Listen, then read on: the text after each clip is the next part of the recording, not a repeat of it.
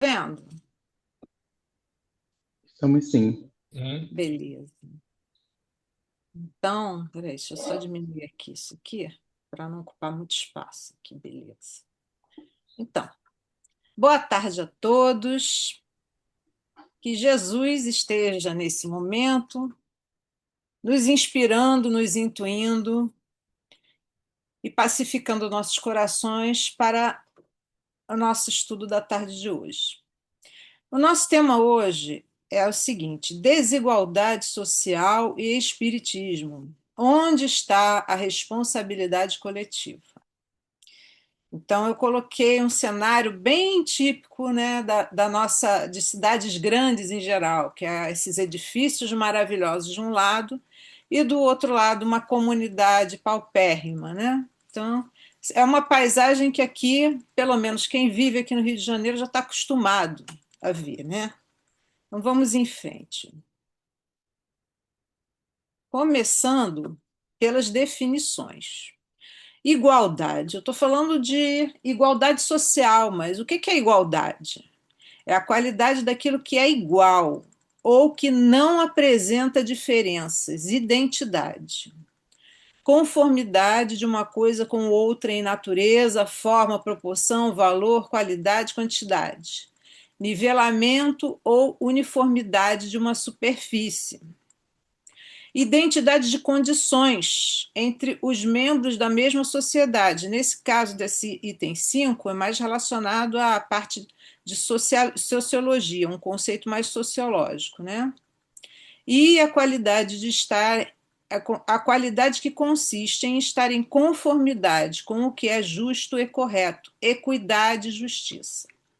Mas, basicamente, quando a gente fala de igualdade, a gente está se referindo a duas pessoas, dois objetos, geralmente alguma coisa igual. Igual é igual, totalmente igual, né? Bom, já por outro lado, a desigualdade é o atributo de pessoas ou coisas distintas, de semelhança, diferença. Então, se tem a diferença, não é igual, né? Pode ser também conceituado como falta de equilíbrio, disparidade, distância, desnivelamento, falta de continuidade. Quer dizer, a desigualdade ela se refere que nem o joguinho de sete erros, né? Em que você vê uma imagem e uma outra imagem que é semelhante, mas não é igual. E para você identificar justamente as desigualdades, ou seja, tudo que é diferente. É uma desigualdade. E se tem uma desigualdade, é porque não é igual. Bom, igualdade natural. Livro dos Espíritos 803. Todos são iguais para Deus? E aí? Sim, todos tendem para o mesmo fim. Então, no sentido, esse sentido de igualdade é um sentido bem amplo, né?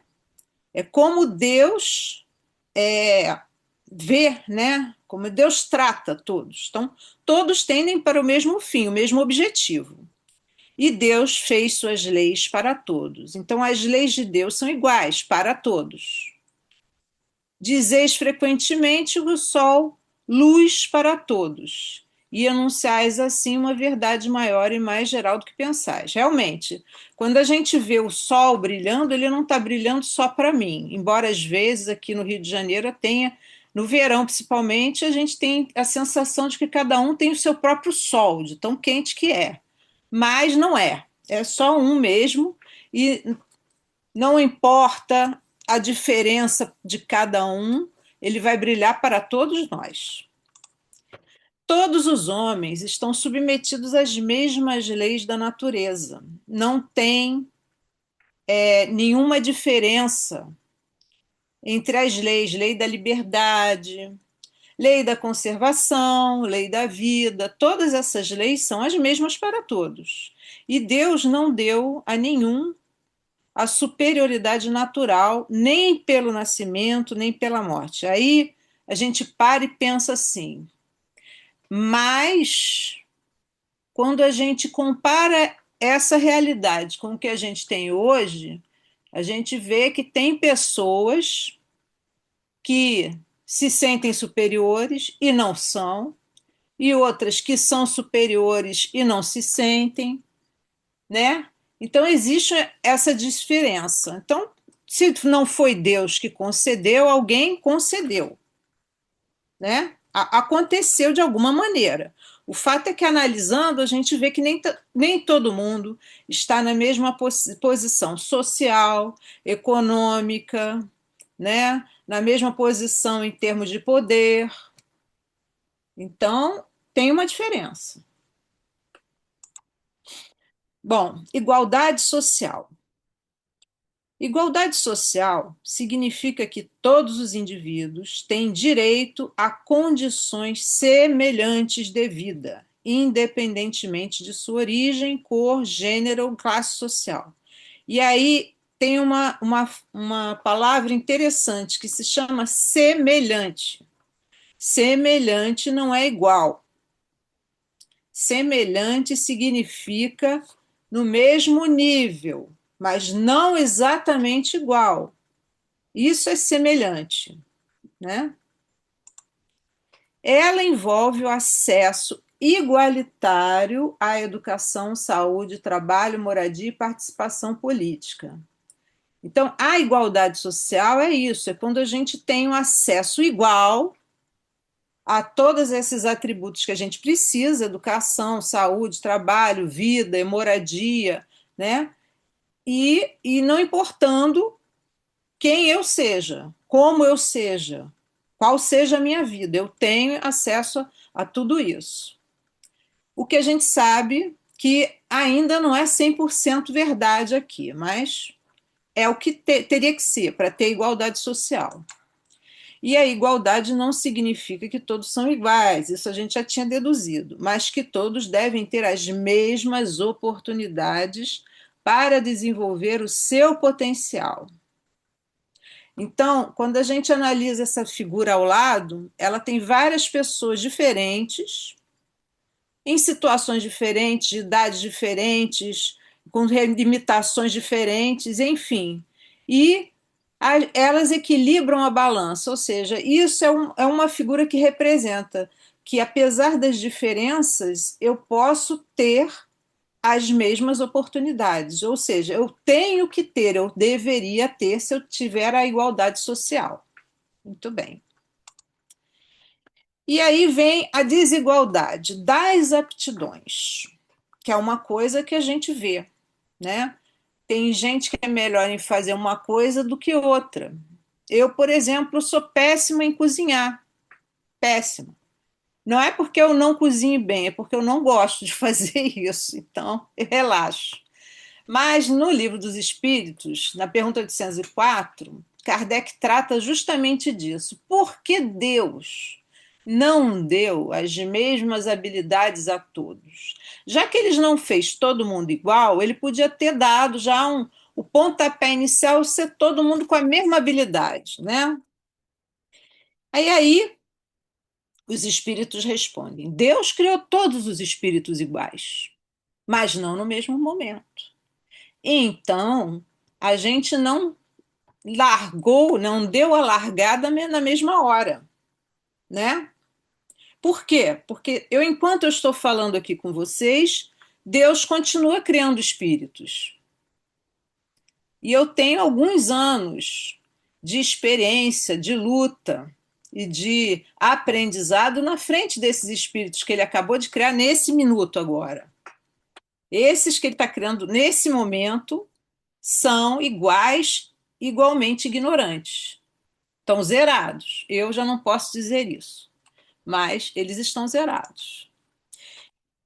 Bom, com isso, né, cada um vai viver há mais tempo ou há menos tempo, o que gera experiências diferentes. Quem tem menos tempo de vida tem menos oportunidade de experimentar coisas diferentes. Diferentes graus de experiência moral e intelectual e da vontade, livre-arbítrio, geram o quê? Fazem com que uns aprendam mais rápido do que outros E isso vai gerar as habilidades diferentes. Então, assim, qual é o problema? Nós todos começamos iguais, simples e ignorantes. Mas nós temos livre-arbítrio. E aí a gente pega essa página em branco e coloca essa página em branco, começa a escrever. Na hora que começa a escrever, ou seja, na hora que você começa a passar pela primeira experiência, você vai exercitar a sua vontade. E aí, por tentativa e erro, a gente vai aprendendo, né, o que é bom e o que não é bom para nós. E isso, uma vez que a gente aprende, né, fica incorporado na nossa experiência. Então, essa experiência pode ser uma experiência intelectual, né? Pode ser uma experiência em que você precisa aprender determinada matéria ou determinado assunto, ou pode ser uma experiência moral, uma experiência em que você tem que passar por uma determinada situação, né? Para poder incorporar a sua moral, desenvolver uma virtude, né? Então, isso é que vai criar essas habilidades diferentes. Habilidades diferentes são necessárias. É triste, mas é verdade.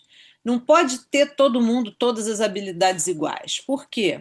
Porque assim cada um pode contribuir na execução dos projetos de Deus de acordo com seus limites. Então, significa que se Deus quiser que a gente contribua num projeto, a gente nunca vai conseguir fazer nada sozinho.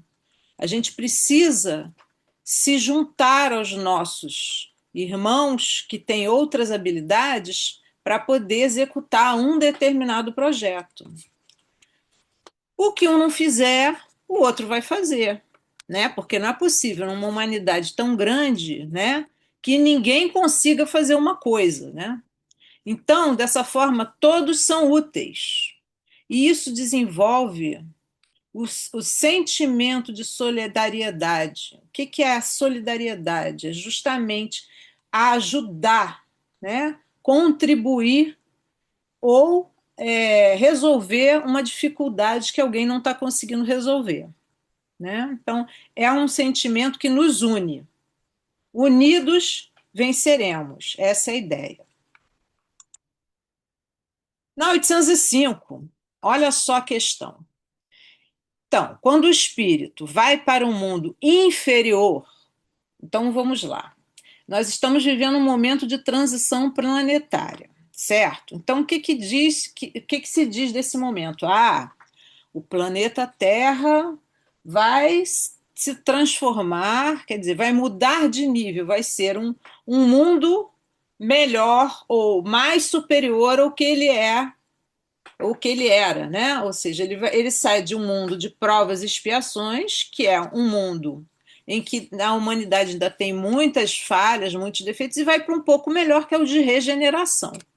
Né? Também sem fantasiar muito o mundo de regeneração, porque no mundo de regeneração ainda existe o mal, nós sabemos, só que ele está mais equilibrado com o bem. E no mundo de provas e expiações, que é o que nós temos atualmente, nós temos mais males do que bens, né? A maioria ainda é ignorante, não faz o que é certo, não procede de acordo com a justiça, nessas coisas. Então, vamos lá. Se essa pessoa que sair de agora, não, digamos, não conseguiu evoluir o suficiente para ir para um mundo de provas e para um mundo de regeneração, então aí ficou determinado que esse espírito ele vai agora para um mundo primitivo, vamos supor, né? Ele vai para o mundo primitivo. Então, o que vai acontecer com as habilidades que ele tem? Vai perder tudo? Então, dizem os espíritos que o espírito que faz essa transição, ele continua com as suas habilidades. Por quê? O espírito que progrediu não retrocede. Então, para trás, nós não andamos, né? Não é agora porque eu vou para um mundo primitivo que eu serei um espírito inferior primitivo e vou abandonar tudo aquilo, todas as virtudes que eu consegui. Não, eu vou continuar com elas. E aí ele vai poder escolher, no estado de espírito livre, um corpo mais grosseiro, já que está indo para um planeta mais materializado, ou uma posição pior do que as que já teve para servir como aprendizado e ajudá-lo a progredir. Muito bem. Uma coisa importante, então, quer dizer, se a gente está numa situação inferior, seja no mundo inferior, ou aqui mesmo nesse planeta de provas e expiações, se a gente está numa situação inferior, é muito importante saber que essa situação inferior é temporária e ela foi escolhida por quem? Pela pessoa que está passando pela situação. Para quê? Para que ela aprenda alguma coisa que ela não conseguiu aprender até agora, ou para que ela avance em progresso moral, né? Progrida em termos morais ou intelectuais. Então, quando você tem dificuldade, para que serve a dificuldade? Para você superar, né? Então, o papel de quem tem uma dificuldade é superar essa dificuldade. Então, dependendo de como essa dificuldade vai ser resolvida, se vai ser através da sua inteligência ou se vai ser através de um sacrifício, você vencer um defeito, você, por exemplo, deixar o seu orgulho de lado para poder resolver aquilo. Então você vai evoluir de uma maneira ou de outra. Bom, aí, já que a gente já viu que as próprias pessoas escolhem as suas dificuldades para aprendizado, as desigualdades das condições sociais, né, na pergunta 806. Então, por que tem essa desigualdade das condições sociais? Bom, primeiro, isso é obra do homem e não de Deus. Sim, porque eu peguei vários espíritos simples e ignorantes em determinado momento, coloquei eles para viverem juntos, e uns vão aprender mais rápido do que os outros, o que é certo, e também o que é errado. Então, uns podem dificultar a vida dos outros para ter a sua própria vida resolvida, né? E essa desigualdade vai desaparecer um dia. Por quê? Quando? Quando a gente não tiver o egoísmo, que volta a nossa atenção só para nós mesmos, e o orgulho, que nos impede de reconhecer os nossos erros, né? Então, o egoísmo e o orgulho atrapalham muito, muito no sentido da gente conviver com as outras pessoas, né? E aí, mas tem uma coisa que nunca vai ser igual: o merecimento, porque uma vez que você avança no seu progresso, e aí não dá para a gente avançar no progresso dos outros, cada um só consegue progredir por si próprio, podendo ajudar o progresso do outro, mas não forçar o outro a progredir, porque cada um tem o seu livre-arbítrio. Então, na medida em que eu avanço, eu vou melhorando e eu vou ter mais merecimento. Então, uns vão avançar mais rápido que os outros e vão ter mais merecimento do que os outros. Então, nunca vai ser o mesmo merecimento para todo mundo, tá? Nunca. Vão ter alguns que vão estar no mesmo nível de merecimento, outros menos, outros mais, né? Porque avançaram mais, mas nunca vai ser igual o merecimento.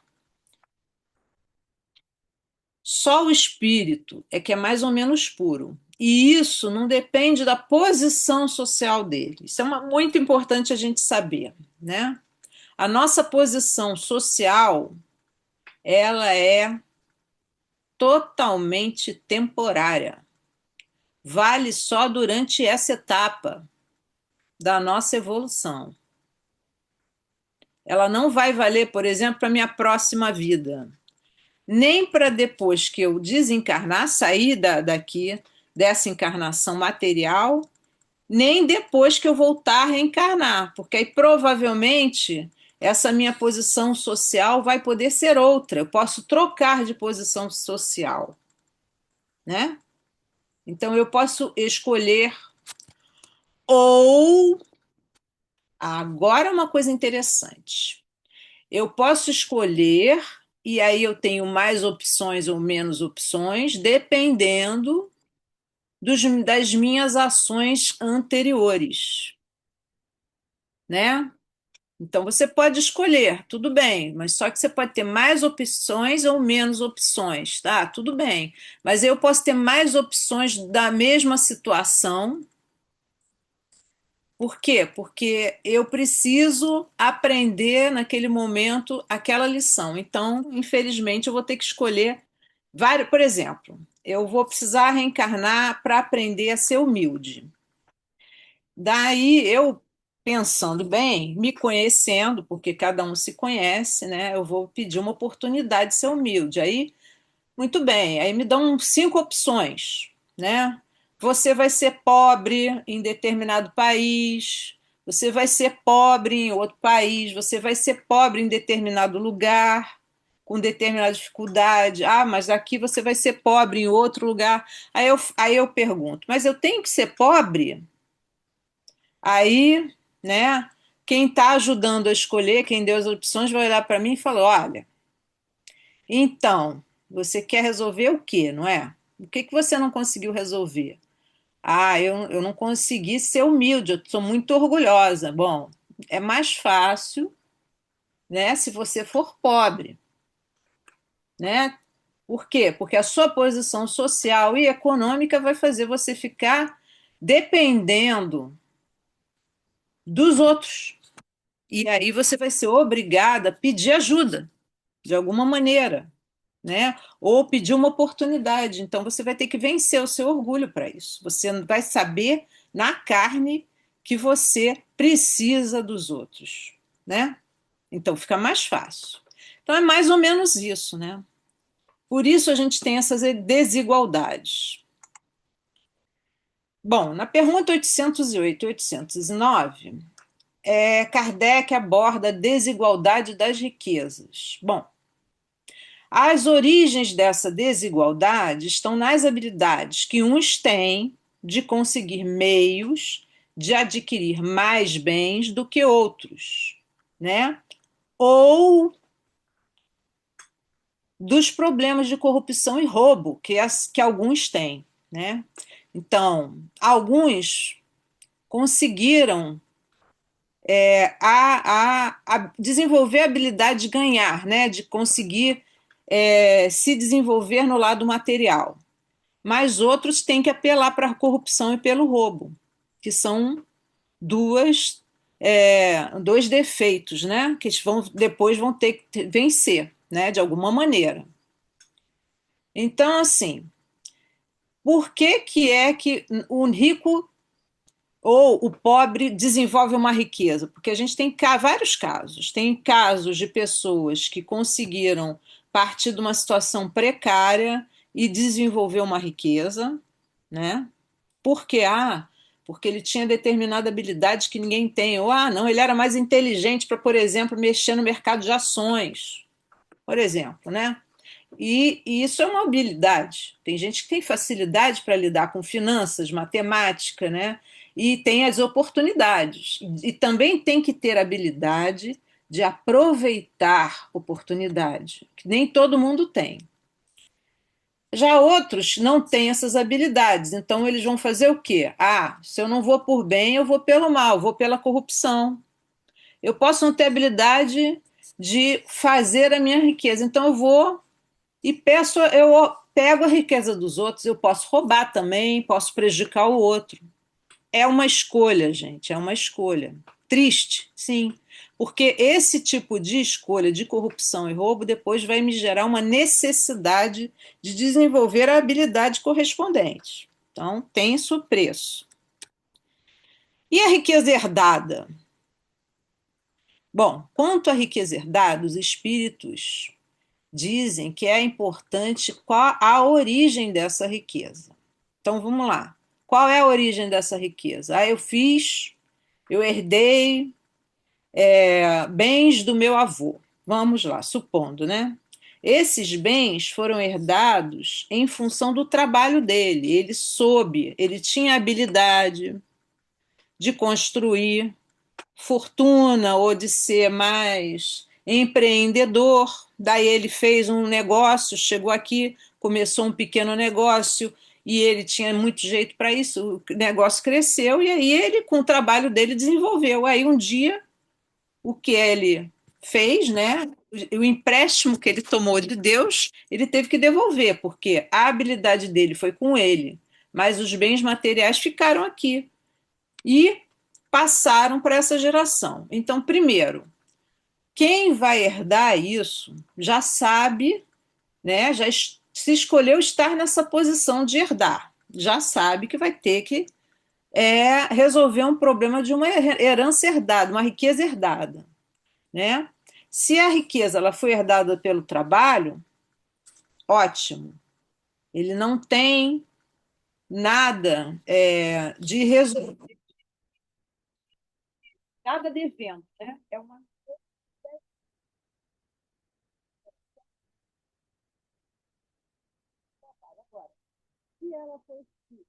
exploração de justiça, de corrupção, de roubo.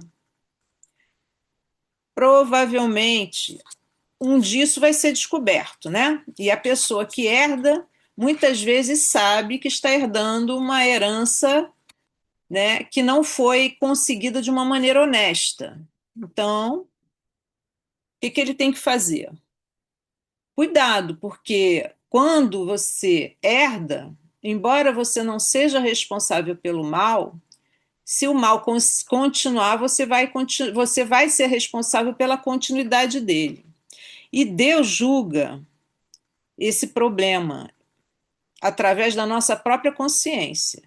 E o seu juízo é mais severo que o dos homens. Então, não é porque eu escapei da justiça dos homens, meu avô escapou, meu tataravô escapou, que quando eles tiveram que deixar essa riqueza aqui, eles não tiveram que resolver o problema das consequências dessa riqueza, né? Mal conquistada. Responsabilidade dos herdeiros, como eu falei, não são responsáveis pelo mal que originou a herança. Então, se eu tive um bisavô corrupto e aquilo veio passando e chegou na minha mão agora, eu não sou eu não sou responsável por aquela corrupção que gerou, mas eu sou responsável a partir de agora que veio parar na minha mão, não consertar os erros que aquela corrupção fez, né? Então, as pessoas que foram lesadas, né? A sociedade que foi lesada, né? No caso, se foi uma corrupção dentro da política, dentro de cargo público, né? Essas pessoas que foram lesadas, eu sou responsável por manter elas ali naquela situação ou por ir lá, né? Me desculpar e devolver o que foi tirado delas, né? De alguma maneira tem que ter como reparar esse mal que foi feito. E a responsabilidade por reparar é de cada um que tem acesso àquela riqueza. Então, é uma riqueza que não vem livre de débitos. Ela já vem com débitos para você resolver. 813, 814. Muito bem. Já entendemos por que existe a riqueza.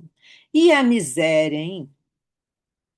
Bom, tem misérias, né, que são misérias que foram geradas a partir de escolhas erradas que eu fiz, né, pelo meu livre-arbítrio, em uma outra encarnação, ou até mesmo nessa encarnação, porque eu posso ter sofrido um golpe, digamos, né? Veio alguém, eu tinha um dinheiro e me deu um golpe. Mas eu só vou cair no golpe se eu quiser, né? Então, muitas pessoas caem em golpes porque são ainda inocentes, não têm aquele conhecimento, não desenvolveram bem, né? Justamente conhecimento. E também a miséria ela pode ser causada Aí ele coloca como má educação. Má educação é complicado. Por quê? Porque quando a gente fala em má educação, dá a impressão que a pessoa não foi bem educada, né? Mas presta atenção, tem muitas pessoas que são bem educadas, mas não captam a educação, né? Então, você pode receber valores morais de honestidade, de caridade, né? De amor, de solidariedade, de empatia. Então, você pode ter, alguém pode ter passado todos esses conhecimentos para você, mas você não quer. Livre-arbítrio. Não quero. Não quero. Ah, eu sei o que é trabalho honesto. Eu sei. Mas eu não quero. Eu não quero trabalhar honestamente. Eu vou demorar muito para ficar rico. Eu vou ter que desenvolver um negócio para ficar rico. Não, é mais fácil eu é, entrar para a política, por exemplo, né, assumir um cargo e ganhar muito, né, e ganhar muito, e mesmo ganhando muito, ainda posso tirar um por fora, né, através de corrupção. Então, mas essa má educação, ou seja, a falta de valores morais que algumas pessoas têm, e isso deixando bem claro, pode não ser culpa dos pais, mas sim da livre-arbítrio daquela própria pessoa. Esses valores imorais, digamos, que elas têm, deturpam o raciocínio. Então, a pessoa começa a pensar como se aquilo fosse correto para ela. Não, roubar para mim é bom, porque, ora, os outros é que são bobos que vão trabalhar. Se eu posso ganhar mais sem trabalhar menos, que eu faça isso, né? Tá certo, né? É aquela lei, levar vantagem de tudo, né? Então, essas pessoas que gostam disso, elas estão com os valores morais deturpados, porque elas estão deixando de lado a honestidade, né? A solidariedade com os outros, né? O poder do trabalho, né? Então, esse raciocínio, tá? Ele vai ficando torto pela falta de valores. E aí o que acontece? As más tendências tendem a tomar conta, né? Assim como a gente tem as habilidades para o bem, né? A gente tem as más tendências, que são aquelas habilidades para o mal. Eu já tenho uma tendência a ter muita facilidade, entendeu? De enganar as pessoas, por exemplo, né? Então, como eu tenho uma facilidade de oratória, eu sei convencer as pessoas, eu posso usar isso para o mal. Assim como eu posso usar isso para o bem. E vou para uma faculdade, dou aula, eu posso usar isso para o mal. E posso ficar aplicando golpes aqui, né? Responsabilidade da sociedade em relação a esse problema de riqueza e miséria, da miséria principalmente. Primeiro, a sociedade tem que garantir a educação moral dos seus membros. Porque se as crianças realmente captam a educação moral, se elas exercitam isso desde bem pequenas, né? Quando são crianças, né? A tendência é que elas não desenvolvam as más tendências, né? Porque a ideia da educação moral é você valorizar as virtudes, né? E inibir justamente as más tendências e não deixar tudo solto, né? A educação deveria ser assim. Deus permite que essa situação exista. Por quê? Para que todos possam passar por experiências diferentes. Então, conforme a gente já tinha conversado, né? Riqueza, poder e miséria, né? Geralmente a riqueza acaba gerando poder, mas nem sempre o poder acaba gerando riqueza. Algumas vezes sim. Mas essas situações, elas permitem que as pessoas passem por diferentes situações e aprendam lições diferentes.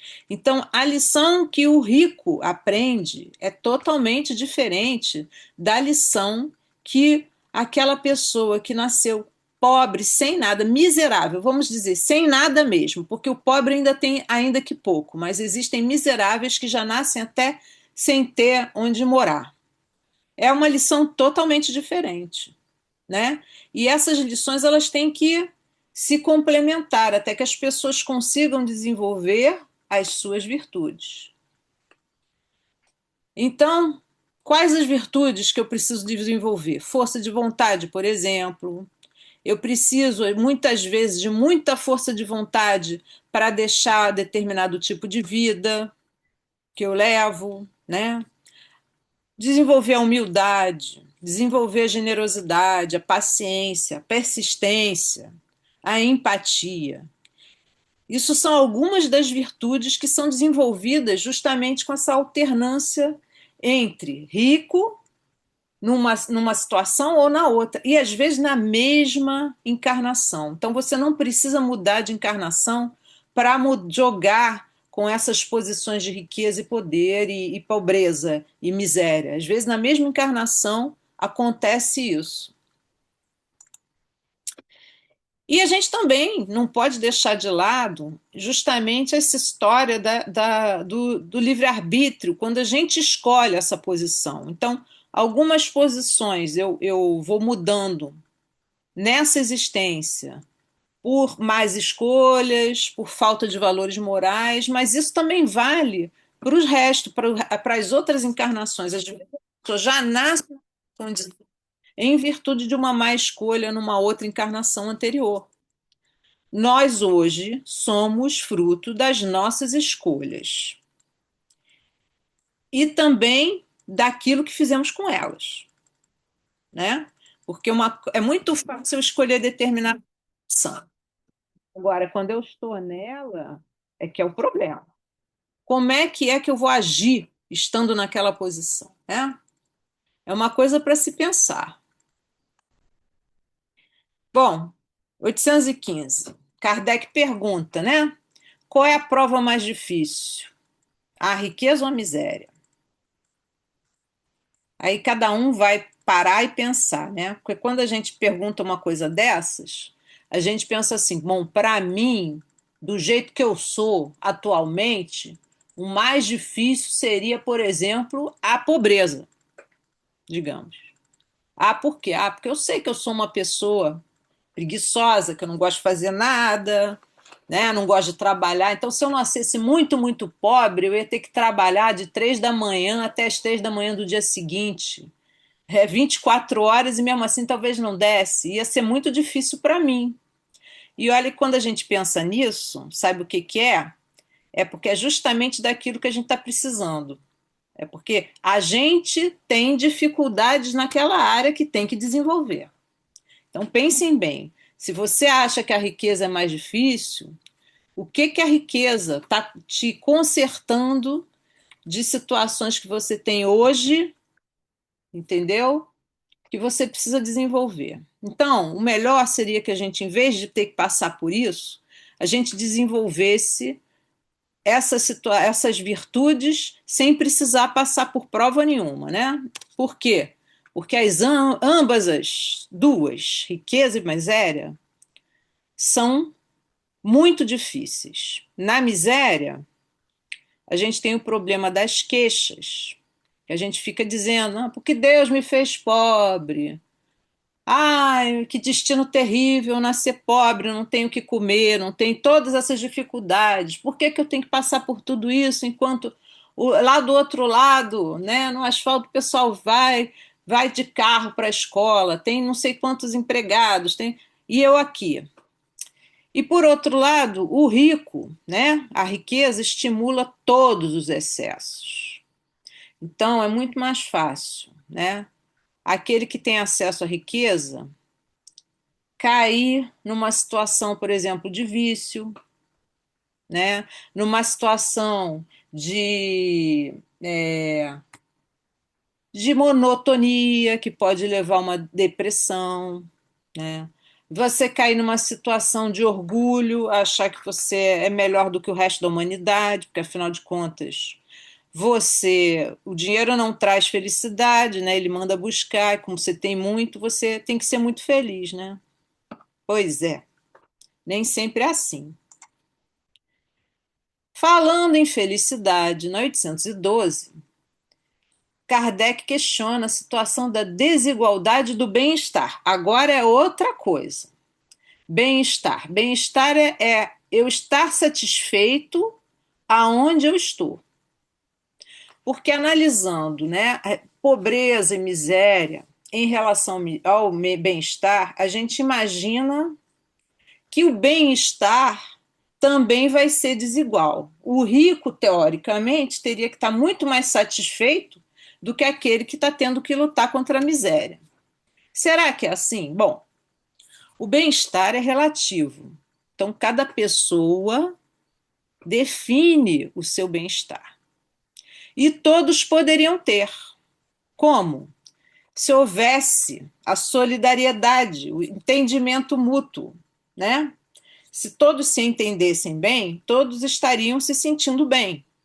Não existiria inveja, não existiria mágoa, não existiria o egoísmo, o orgulho, a raiva, né? Então, todo mundo se sentiria bem na posição em que está, né? Lembrando que as posições são desafios, né? O verdadeiro bem-estar é fazer o que se gosta. Por exemplo, se nós pudéssemos estar aqui na praia trabalhando, né? O trabalho é o mesmo, mas na praia você está muito melhor, se sentindo melhor para trabalhar do que, por exemplo, trancado no escritório. Então, por que que você não poderia ir para a praia trabalhar, né? Isso talvez até fosse melhor para a sua produtividade, ou ir para um parque, ter contato com a natureza, trabalhar, por exemplo, num ambiente aberto. Claro que não com chuva, que senão isso não vai dar certo. Aí atrapalha o bem-estar. Como cada um tem habilidades diferentes, nenhum trabalho útil ficaria por fazer se todos fizessem aquilo que gostam. Lembrando que temos uma humanidade bem grande, cheia de pessoas que querem fazer alguma coisa que ninguém gosta de fazer. Há pouco tempo atrás, estiveram falando, teve um programa sobre profissões bizarras, né? Aí tinha uma série de profissões. O cara, por exemplo, guardava, tomava conta de um viveiro de crocodilos, essas coisas, né? E aí eles mostravam diversas profissões que teoricamente ninguém ia gostar. Por exemplo, aquela pessoa que limpa esgoto, né? Essas coisas, né? Veja bem, mesmo nesses trabalhos que para uns parecem difícil, outros têm uma satisfação. Por quê? Porque eles encontram o lado bom daquele trabalho, né? Apesar do trabalho não ser para todos um trabalho bom, quando você se foca no benefício que aquilo traz. Então, por exemplo, a pessoa que tem que limpar esgotos, olha o fruto do trabalho dela, saúde, né? Então, ela vai zelar pela saúde dos outros. Hoje em dia, por exemplo, ele vai num edifício, limpa o esgoto, vê as pessoas que são saudáveis porque estão com aquela rede de esgotos limpa, também fica tudo limpinho, fica mais fácil de escoar, entendeu? Quer dizer, todos aqueles benefícios que as pessoas vão ter em função daquele trabalho. E aí isso dá uma satisfação, né? Aquele prazer de se sentir útil. Em tudo existe o equilíbrio. O homem é que perturba, né? A gente é que perturba o nosso equilíbrio dos outros, na medida que a gente coloca um trabalho como superior a outro ou inferior a outro, né? Todos os trabalhos são úteis. Só que tem alguns que precisam de mais sacrifício para você, ou mais investimento para você conseguir executar. Os homens se entenderão quando praticarem a lei da justiça. Então, isso é muito importante para a gente, né? Ser justo, né? E ter justo o fruto do nosso trabalho, das nossas habilidades, né? Porque também é muito ruim quando você tem um trabalho muito difícil, ou no qual você se empenhou muito, muito esforço, muitos anos para aprender a fazer aquele trabalho e dedicou muita coisa, empregou muitos bens, muito tempo, muito sacrifício, e no final você começa já pode estar pronto para trabalhar e não tem um salário digno, ou às vezes não tem nenhum emprego, né? Então, essa lei de justiça é muito necessária em todas as áreas. Dar o fruto justo de acordo com o trabalho justo. Bom, responsabilidade. Em que medida somos responsáveis pela desigualdade? O que nós podemos fazer? A igualdade é possível? Bom, as pessoas não são iguais, têm experiências diferentes, têm vontade diferente, né? Para eu ser, por exemplo, igual, digamos, se sociedade igual, então todo mundo vai fazer o mesmo tipo de trabalho, mesmo trabalho, todo mundo trabalhando a mesma coisa é igual, mesma experiência. Vai ter gente que vai ficar muito feliz e gente que vai ficar muito infeliz. Por quê? A vontade é diferente, ela tem uma experiência diferente, ela tem habilidade diferente. As pessoas não são igualmente inteligentes, ativas e laboriosas. Não estou dizendo que uns são mais burros ou mais preguiçosos ou mais rápidos do que os outros. Na verdade, cada um tem o seu ritmo. Cada um tem aquilo que desenvolveu com suas experiências, né? Mas o fato é que essas experiências estão gerando coisas diferentes, habilidades diferentes. Então, como nós nos sentimos muito felizes quando fazemos alguma coisa que gostamos, precisamos ter habilidade, né? Não, então, assim, como as pessoas variam, elas têm dificuldade, algumas, de adquirir bens materiais, algumas são difíceis de manter os bens materiais, elas até ganham, mas não conseguem conservar, não conseguem economizar, não fazem aplicações corretas, não investem de forma de maneira errada. Tudo isso pode gerar desigualdade social. E, acima de tudo, existe a desigualdade das condições. E como é que as condições das pessoas poderiam ser iguais? Lembra aquela que a gente falou da igualdade social? Condições iguais para todos, de saúde, de moradia, né? De todas as condições iguais, de acesso, de educação, né? Então, todas aquelas condições teriam que ser iguais, mas não são. E isso sim depende da sociedade, né? Então, todos é que vão definir aquelas condições, a sociedade como um todo. E a sociedade, nesse momento, quem é a sociedade? São as pessoas, né? A comunidade, pessoas, relacionamentos, famílias, o território, clima, geografia, fauna, flora, preservação dos limites, etc. Educação, moral e intelectual, costumes, leis, organização econômica e política. Então, tudo isso aqui define quais são as condições de como nós vamos chegar nas condições iguais, né? Então, a sociedade é um conjunto de fatores, né? Se você mora num país extremamente gelado, né? Qual vai ser a desigualdade? Qual a igualdade social para quem mora num país gelado? É o direito à vida, é garantir que todos, pelo menos, tenham prioritariamente abrigo e alimento. Ponto. Abrigo para não morrer congelado e alimento para não morrer de fome. A partir daí a gente começa a priorizar a educação, etc, etc, etc. Né? Então, primeiro, depende de onde você está. Né? E a responsabilidade coletiva? Né? Então, uma vez que a gente tem aquela sociedade responsável, qual é a responsabilidade daquela sociedade? Garantir a igualdade de acesso e de condições à educação saúde, alimentação, moradia para todos daquela sociedade. E a gente viu que esse tipo de condição muda, dependendo do local, etc, etc. E a minha responsabilidade? A sua individual, de cada um. Primeiro, a minha responsabilidade é me educar, moral e intelectualmente, para poder contribuir de alguma maneira, pelo menos não prejudicar os outros. Conter as minhas más tendências, para que elas não prejudiquem a vida da sociedade.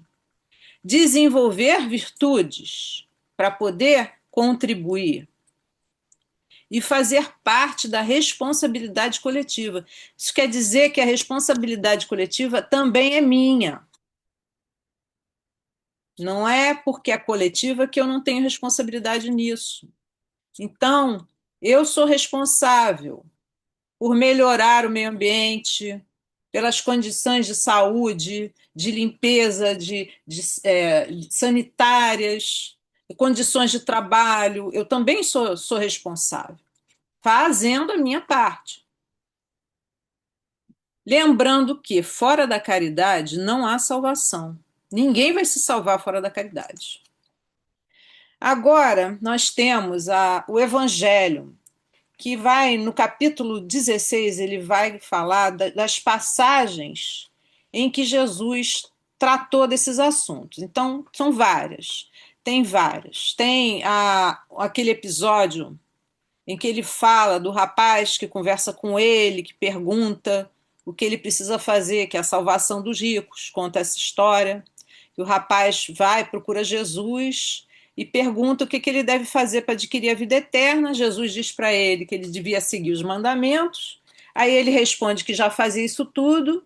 E então Jesus diz para ele: bom, se você quer ser perfeito, assim, perfeito, no máximo da perfeição que a gente tem. Agora só falta você, vende tudo que você tem e me segue, pronto. É aí que o rapaz vê que não dá, ele não consegue. Por que ele não consegue? Por que ele não consegue fazer isso? Porque ele está muito ligado ainda aos bens materiais, ele não consegue ainda pensar em não ter nada. Ter coisas para ele é muito importante ainda, né? Então isso atrapalha, né, os nossos objetivos enquanto espírito de evolução. Se eu me ligar muito a bens materiais, eu vou me perder. Apego aos bens terrenos é um obstáculo, com certeza. Ele também fala, né, de preservar-se da avareza, contando a parábola digamos que é o rico insensato, né? A parábola do homem que tem o excesso de colheita e fica pensando o que vai fazer, o que não vai fazer, vai construir celeiros para guardar, ou seja, a preocupação com o futuro daquela colheita, né? E aí ele diz: não, eu vou fazer, e aí minha alma vai ficar tranquila. Se eu fizer isso tudo, eu posso viver minha vida tranquila. Aí vem Deus e diz assim: você é insensato, né? Porque você está contando.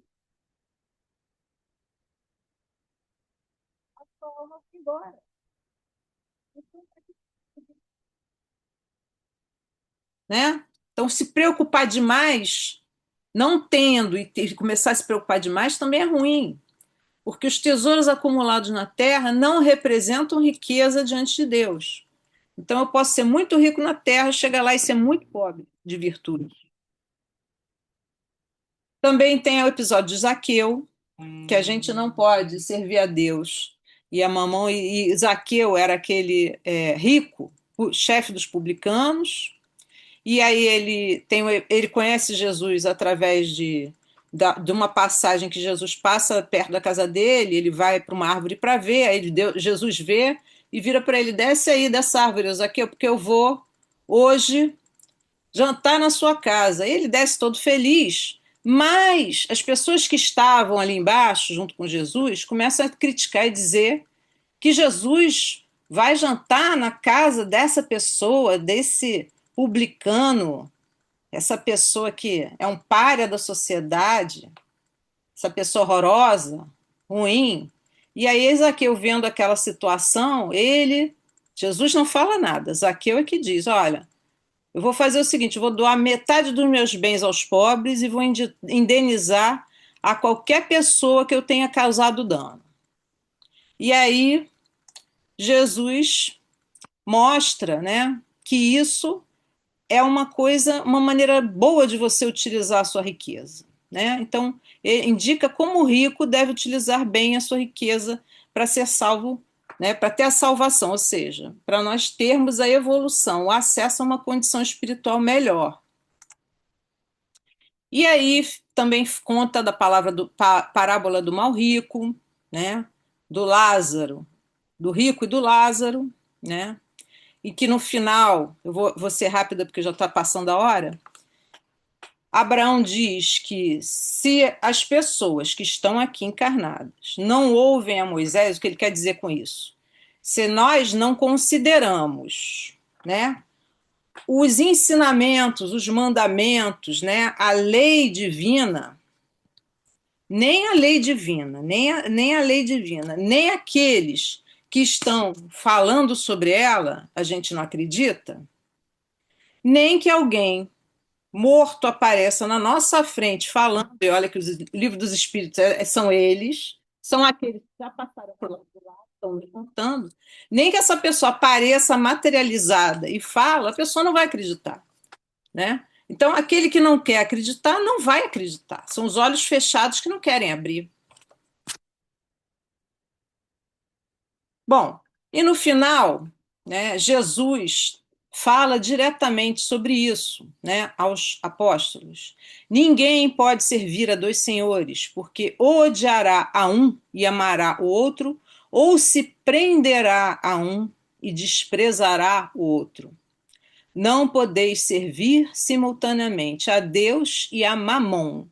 Mamon é uma palavra de origem aramaica que significa riqueza, poder, né, riqueza, dinheiro, né? É isso que significa mamon.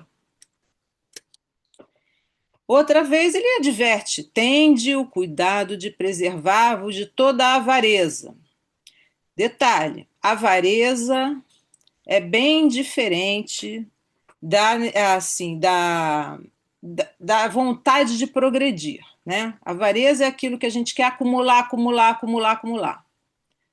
Riquezas acumuladas sem objetivo. Porquanto, seja qual for a abundância em que o homem se encontre, sua vida não depende dos bens que ele possui. Até porque você pode dormir cheio de riqueza e acordar na miséria no dia seguinte, não é mesmo? Já vimos isso acontecer. Então, que essas palavras de Jesus, essas advertências, entrem nos nossos corações para que nós não caiamos nessas armadilhas do mundo material. Que Deus esteja conosco.